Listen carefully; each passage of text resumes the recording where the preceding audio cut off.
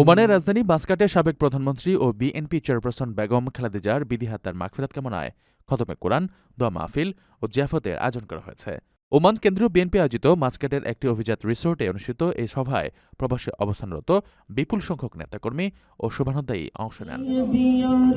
Oman কেন্দ্রীয় BNP সভাপতি SM. Harunur রশিদের সভাপতিত্বে অনুষ্ঠানটি সঞ্চালনা করেন সংগঠনের সাধারণ সম্পাদক জহির রাজা। অনুষ্ঠানে ভার্চুয়ালি ভিডিও কনফারেন্সের মাধ্যমে প্রধান অতিথি হিসেবে যুক্ত হয়ে বক্তব্য রাখেন বিএনপির জাতীয় স্থায়ী কমিটির সদস্য ইঞ্জিনিয়ার মোশাররফ হোসেন এবং প্রধান আলোচক হিসেবে উপস্থিত ছিলেন জাতীয় স্থায়ী কমিটির অন্যতম সদস্য নজরুল ইসলাম খান। নেতৃবৃন্দ তাদের বক্তব্যে বেগম খালেদা জিয়ার বর্ণাঢ্য রাজনৈতিক জীবন এবং দেশের গণতন্ত্র রক্ষায় তার আপোষহীন ভূমিকার কথা শ্রদ্ধার সাথে স্মরণ করেন। বিশেষ অতিথি হিসেবে অনলাইন প্ল্যাটফর্মে যুক্ত ছিলেন বিএনপির জাতীয় নির্বাহী কমিটির যুগ্ম মহাসচিব লায়ন আসলাম চৌধুরী ও আব্দুস সালাম আজাদ, সাবেক শিক্ষা প্রতিমন্ত্রী আনম এহসানুল হক মিলন, সাংগঠনিক সম্পাদক অধ্যক্ষ সেলিম ভুইয়া এবং ইমরান সালেহ প্রিন্স।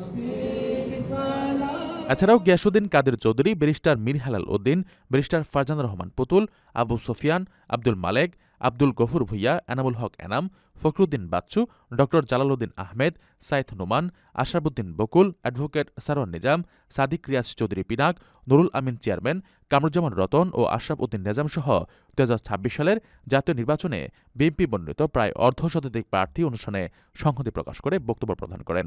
ওমান কেন্দ্র বিএনপির নেতৃবৃন্দের মধ্যে আবুল কালাম, জান আলম, শফিকুল ইসলাম ভুইয়া, আলামিন ফজলুর বারী, ইঞ্জিনিয়ার রাশেদুল ইসলাম ও ইসমাইল হোসেন রিপন সহ বিভিন্ন শাখা কমিটির নেতৃবৃন্দ অনুষ্ঠানে সংক্ষিপ্ত বক্তব্য রাখেন।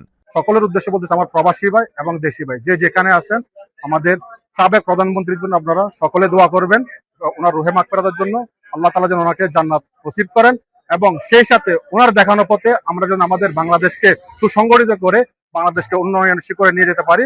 সকলে আমরা একসাথে কাজ করব, সবাই মিলেমিশে কাজ করব। হিংসা বিদ্বেষ আমরা ভুলে গিয়ে, অতীতের যে হিংসা বিদ্বেষ ছিল এগুলো যেন ভুলে গিয়ে আমরা হিংসা বিদ্বেষের উপরে গিয়ে আমরা দেশকে প্রাধান্য দিয়ে আমরা যেন একসাথে কাজ করি, আমার দেশের জন্য কাজ করি। দেশনেত্রী বেগম খালেদা জিয়ার মৃত্যুতে আমরা শোকাহত। সেই সুবাদে আজকে আমরা দেশনেত্রী বেগম খালেদা জিয়ার জন্য কোরআন খতমে এবং দোয়ার আয়োজন করেছি। ওমান বিএনপির পক্ষ থেকে, ওমান যুব দল, স্বেচ্ছাসেবক দল, সকল নেতৃবৃন্দের পক্ষ থেকে আমরা এই আয়োজন করেছি। আমাদের নেতৃবৃন্দের বক্তব্য 2 মিনিট 3 মিনিট করে ওনারা বক্তব্য রাখবেন, সেই বক্তব্য আপনারা শ্রবণ করবেন। ওনাদের আদেশ, উপদেশ এবং আগামী নির্বাচনে কিভাবে আমরা ভূমিকা রাখতে পারি সেই হিসাবে ওনারা আমাদেরকে নির্দেশনা দিবেন। সভার শেষ পর্যায়ে মাওলানা রফিকুল ইসলামের পরিচালনায় বিশেষ মোনাজাত অনুষ্ঠিত হয়। মোনাজাত শেষে উপস্থিত সকলের মাঝে জিয়াফতের খাবার বিতরণের মাধ্যমে অনুষ্ঠানের সমাপ্তি ঘটে। ওমানের সেরা রেট দিচ্ছে বাংলাদেশি প্রতিষ্ঠান গালফ এক্সচেঞ্জ। প্রিয়জনকে টাকা পাঠাতে আজই আসুন আমাদের যে কোনো ব্রাঞ্চে অথবা কল করুন স্ক্রিনে দেয়া নাম্বারে। গালফ এক্সচেঞ্জ, বাংলাদেশিদের প্রিয় এক্সচেঞ্জ।